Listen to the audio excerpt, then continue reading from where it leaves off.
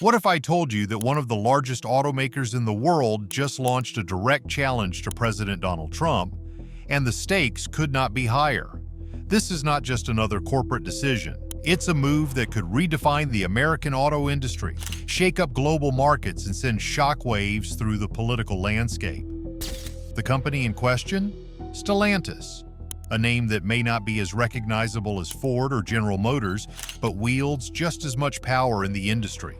And their latest decision? Nothing short of a bombshell. It started with an announcement that caught many off guard. Stellantis, the global automotive powerhouse behind brands like Jeep, Dodge, Chrysler, and Ram, publicly challenged Trump's America First trade policies. But why would a major corporation go head-to-head with a president whose policies were designed to protect American jobs?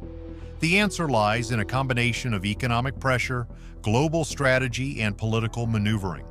For years, Stellantis enjoyed the benefits of operating in the United States while leveraging global supply chains to maximize efficiency.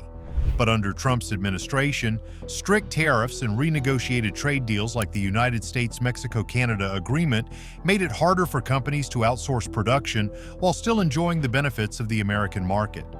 Trump's policies forced corporations to choose, invest more in U.S. manufacturing, or face higher costs when importing foreign-made goods. At first, Stellantis played along, making commitments to American workers and touting investments in domestic production. But behind the scenes, tensions were growing, sales were declining, competition in the electric vehicle market was intensifying, and the company found itself grappling with mounting costs.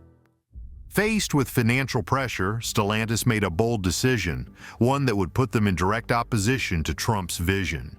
Their strategy? Expand operations outside of the United States to cut costs and improve profitability. It wasn't just about moving some production overseas, it was about shifting the company's focus away from the American market altogether. And when the layoffs started, the fallout was immediate. This wasn't just a routine corporate adjustment, it was a declaration of priorities. Stellantis had sent a clear message. They were willing to sacrifice American jobs for global competitiveness. The question was, would Trump let them get away with it? Trump's America First legacy. To understand the significance of Stellantis' decision, we need to go back, way back. The phrase America First didn't start with Trump, but he made it his own, transforming it into a nationalist economic movement that resonated with millions of Americans. The roots of America First stretch back over a century. President Woodrow Wilson used the term during his campaign to assure Americans of neutrality during the First World War. In the years leading up to World War II, the America First Committee opposed U.S. involvement in international conflicts. But when Trump resurrected the phrase, it wasn't about war. It was about reshaping global trade, restoring manufacturing jobs, and putting American workers first.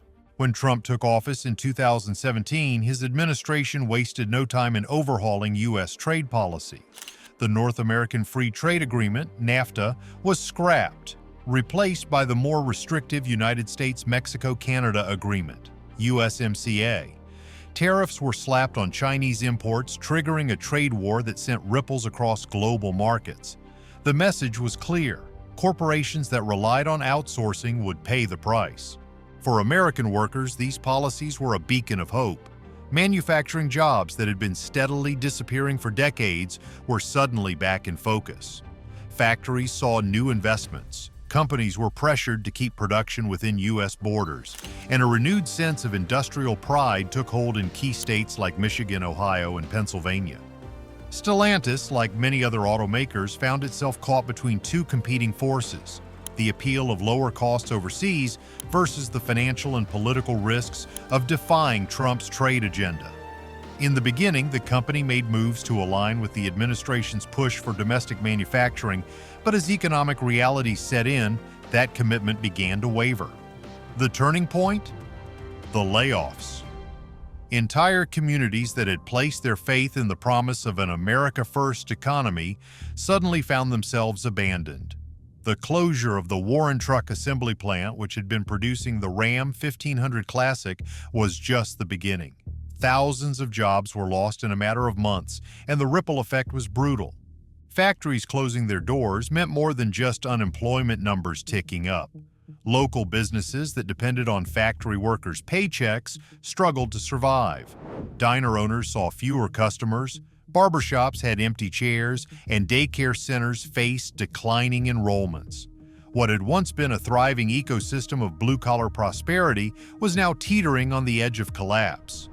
The frustration wasn't just economic, it was personal. Trump's supporters, many of whom had trusted that his policies would keep their jobs safe, felt betrayed, but they weren't blaming him. Instead, all eyes turned to Stellantis. How could a company that had benefited from America's industrial revival turn its back on the very workers who helped build it? And that's when Trump struck back. His response was immediate, fiery, and unfiltered. He accused Stellantis of prioritizing global profits over American workers, vowing to make them pay a heavy price for their decision. He called out corporate greed, promised steep penalties for automakers that moved jobs overseas, and rallied his supporters around the idea that this wasn't just a business decision, it was a betrayal of the American people.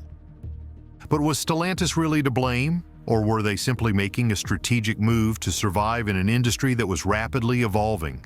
One thing was certain: this battle was just getting started, and as tensions escalated, the auto industry, the economy, and even the next election would all feel the impact. The layoff bombshell. Stellantis' decision to lay off thousands of American workers was not just another corporate restructuring, it was an earthquake that sent shockwaves through the economy, local communities, and the political landscape. When the layoffs were first announced, the reaction was swift and unforgiving.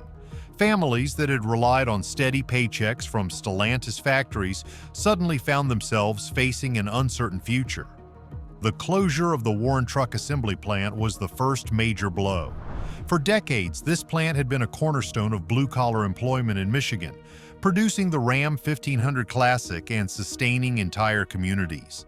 Now those jobs were gone, replaced by nothing but corporate statements about cost-cutting and long-term sustainability.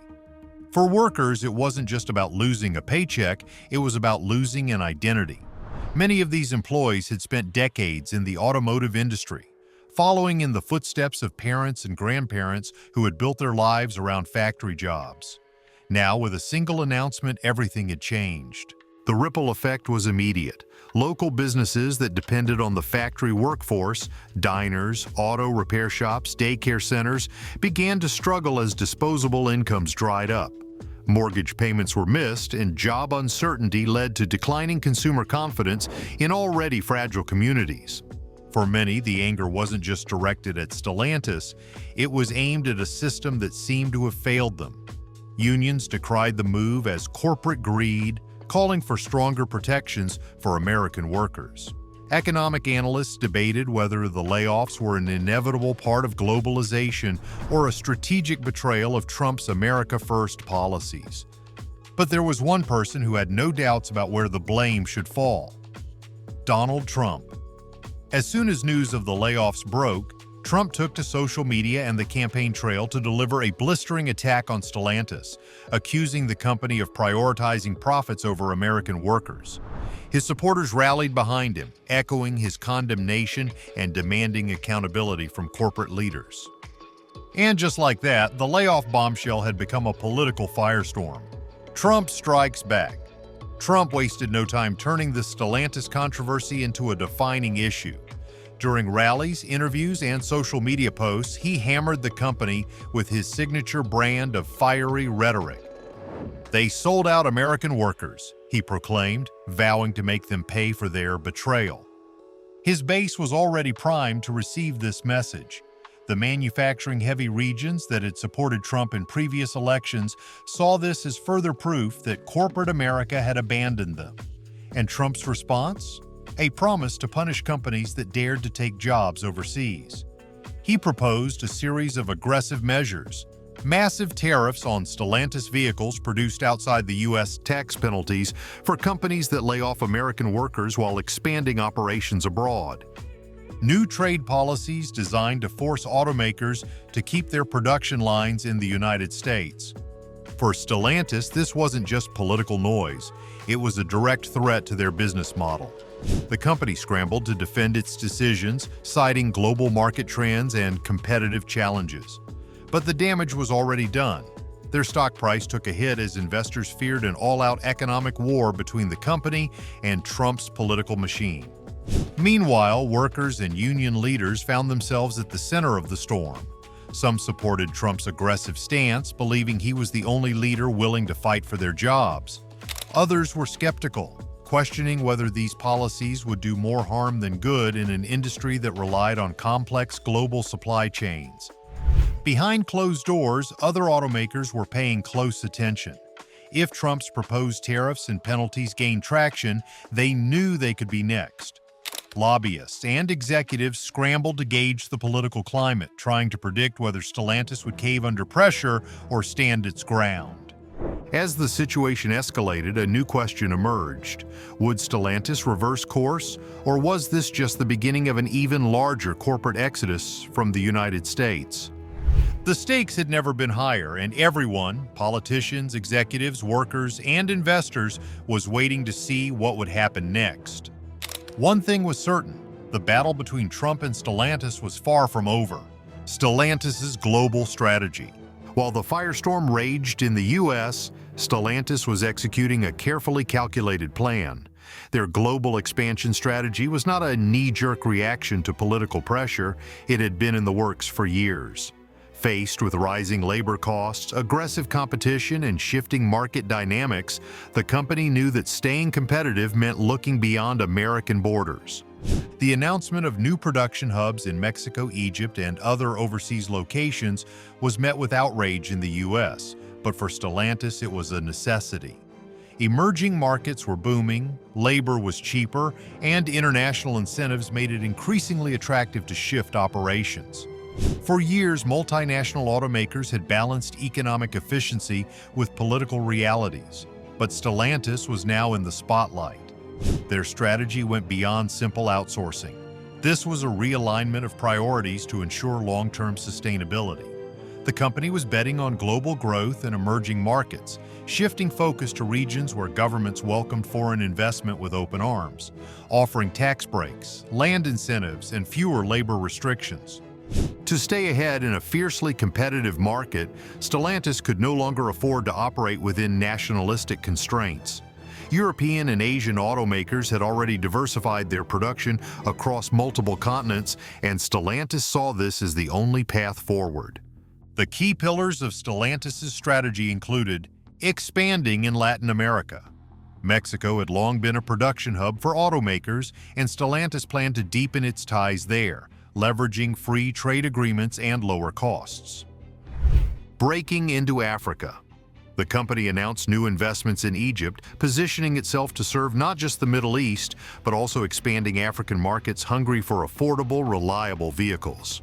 Strengthening European ties. Stellantis was ramping up production in countries with established automotive industries, reinforcing its commitment to maintaining a foothold in the EU despite economic fluctuations. Tapping into Asian markets. With China's dominance in electric vehicle manufacturing, Stellantis sought partnerships to capitalize on new technology while avoiding trade barriers that had plagued U.S. competitors. The political backlash was immediate. Trump and his allies accused Stellantis of corporate greed, arguing that they were abandoning the American workforce in favor of cheaper alternatives abroad. Headlines painted the company as the poster child for outsourcing, escalating tensions in an already heated economic debate. Would Stellantis double down, or was there still room for negotiation? The answer would soon become clear. Trump's tariff gamble and trade realities. Trump's response to Stellantis' global strategy was swift and uncompromising. If the company thought it could quietly expand operations abroad without consequences, it was sorely mistaken. Trump vowed to introduce sweeping tariffs targeting companies that relocated production overseas, promising to make it financially impossible for them to profit from the U.S. market while offshoring jobs. His threats weren't just bluster. During his first term, Trump had wielded tariffs as a weapon in economic battles with China, the EU, and Mexico. This time, he was ready to go even further. He proposed a 100% tariff on vehicles manufactured by American companies abroad and imported back into the U.S. Tougher trade restrictions on automakers receiving federal subsidies while offshoring jobs.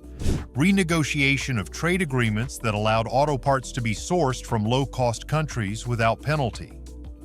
Tax penalties for corporations that laid off American workers while simultaneously expanding their global operations.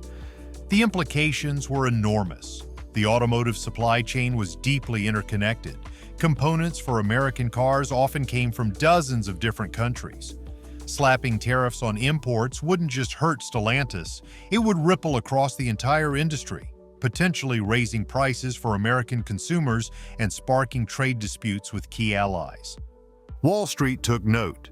Stellantis' stock price tumbled as investors feared prolonged economic uncertainty.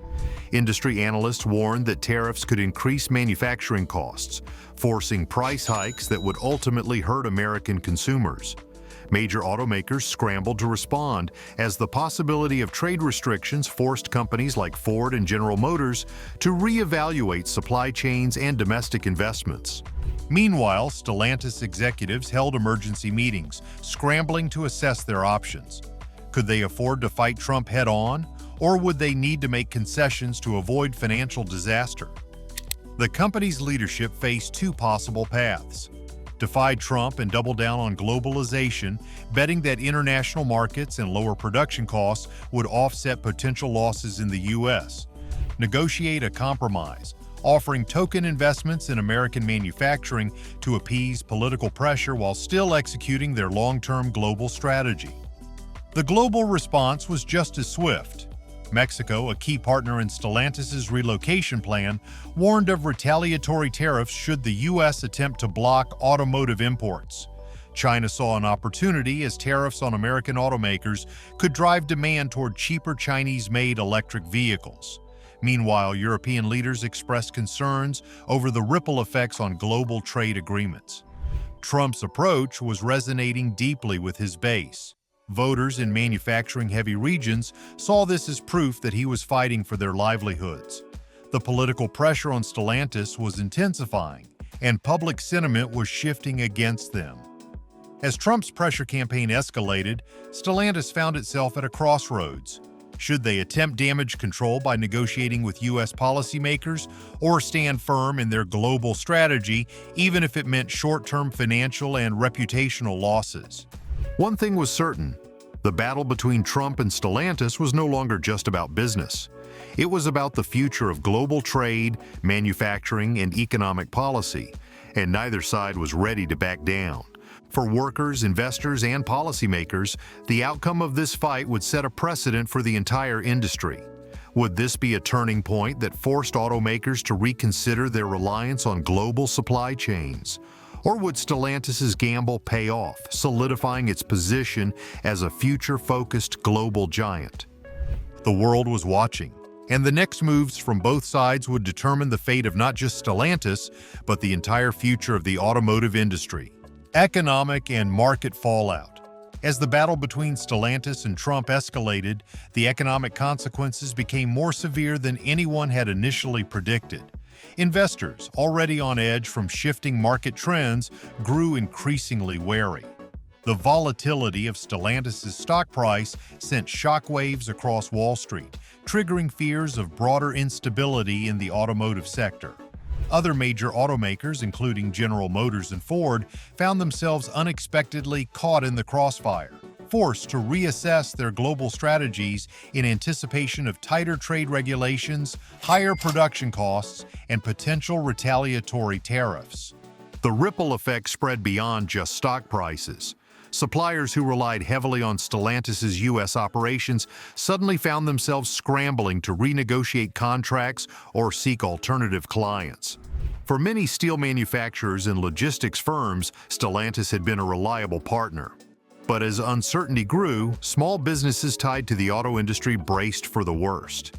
It was no longer just a Stellantis problem, it was quickly evolving into an industry-wide crisis. Meanwhile, consumer confidence plummeted. Would vehicle costs skyrocket due to tariffs? Would supply chain disruptions create severe production delays? The uncertainty fueled speculation, leading potential car buyers to hesitate. Dealerships, which had already been struggling with inventory shortages from previous supply chain issues, now faced an even greater challenge: a fearful consumer base hesitant to commit to major purchases in an unstable market. Some economists warned that Trump's aggressive trade measures could lead to retaliatory tariffs from other nations, further escalating the economic tensions. China, Mexico, and Canada, major players in the U.S. automotive supply chain, had long-standing relationships with American manufacturers. If these countries responded with their own trade restrictions, the consequences could be dire. Entire sectors of the economy, from raw materials to finished consumer goods, could see price hikes and job losses. Despite these warnings, Trump's base remained steadfastly supportive of his tough stance. For them, this was not just about Stellantis or the auto industry, it was about holding globalized industries accountable and protecting American jobs. Even if it meant short-term economic hardship, they believed the long-term benefits would outweigh the costs. The question remained: would this strategy work, or was the U.S. auto industry heading toward a self-inflicted recession? As these uncertainties played out, the American automotive sector found itself navigating uncharted waters, unsure of whether the industry would adapt, suffer, or emerge stronger than before. The political and industry aftermath. The fallout from this corporate and political clash didn't just remain in boardrooms and manufacturing plants. It rapidly took center stage in Washington, reshaping policy discussions and deepening the divide between protectionists and globalists. Trump's aggressive stance gained considerable traction, with lawmakers eager to position themselves as champions of American workers. In response, new legislative proposals emerged aimed at increasing penalties for corporations that offshore jobs while still benefiting from American subsidies, tax incentives, and trade agreements. On the other side of the aisle, economic pragmatists and trade experts within the government push back against excessive protectionism, warning that a highly interconnected global economy could not be easily untangled without severe consequences. Some members of Trump's own party even expressed concerns about the long-term risks of isolating the U.S. from international trade networks, cautioning that short-term political gains could lead to economic stagnation, retaliatory trade wars, and diplomatic fallout. For Stellantis, the road ahead was anything but smooth. Executives held emergency meetings weighing their options as public and political pressure mounted. Could they withstand the backlash and continue forward with their global strategy? Or would they be forced to reverse course, reopening plants and rehiring American workers to salvage their public image and market position? The decision carried enormous consequences, not just for Stellantis, but for every multinational corporation watching closely to see how the situation unfolded. Meanwhile, the entire auto industry faced a moment of reckoning. If Stellantis managed to weather the storm, it could set a precedent for other corporations looking to relocate production outside of the United States. However, if Trump's penalties gained momentum and forced Stellantis to reconsider its global expansion plans, other automakers might be compelled to rethink their strategies to avoid a similar fate. Industry leaders scrambled to find the perfect balance between cost-effectiveness, supply chain stability, and public relations, knowing that one wrong move could cost billions in lost revenue and consumer trust. And then there was the looming election. Trump's aggressive stance on trade and corporate accountability had transformed into a defining political issue, one that could influence voter sentiment and shape the future of the U.S. economy. If Trump secured another term, companies like Stellantis might find themselves backed into a corner, forced to comply with even stricter regulations, tariffs, and trade penalties. However, if a more globalist administration took power, the political and economic landscape could shift once again, opening the door for corporations to regain flexibility in their expansion plans.